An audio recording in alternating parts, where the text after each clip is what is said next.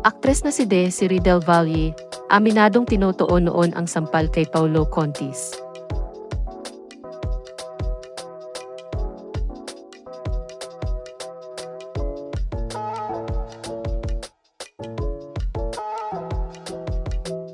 Isa ang aktres na si Desiree Del Valle sa cast members ng upcoming Kapuso series na mga batang Riles na mapapanood sa January 2025. Makakasama niya sa naturang serye sina Eva Darren, Jeric Raval, Roderick Paulate, Diana Zubiri, Ronnie Ricketts, at marami pang iba.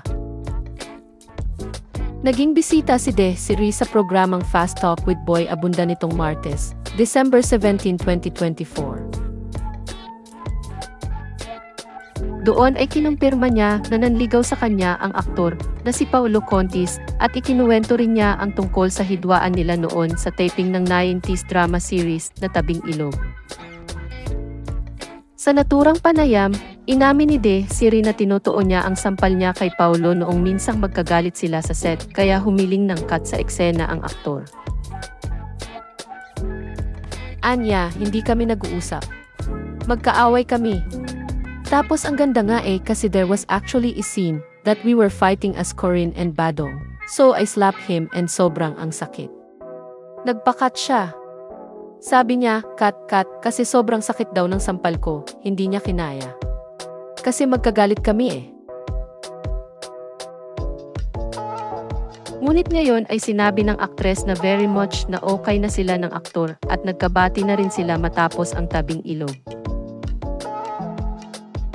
Dagdag pa niya, nagkatrabaho pa silang dalawa matapos ang naturang serye. Matatanda ang sinabi ni Paulo sa panayam sa kanya sa Fast Talk with Boy Abunda noong April 2024 na nagkaroon sila ng hidwaan noon ni Desiree sa set ng Tabing Ilog. Kwento ng aktor, nagkaroon ng point na hindi sila nagkikita sa taping kahit magka-eksena sila. Anya, there was a time na yung friendship namin ni Des hindi naging okay, na nagkaroon ng point na hindi kami nagkikita sa set kahit magka-eksena kami. Paliwanag pa ni Paulo, magkahiwalay silang kinuna ng eksena noong panahong iyon pero palilitawin na magkasama sila.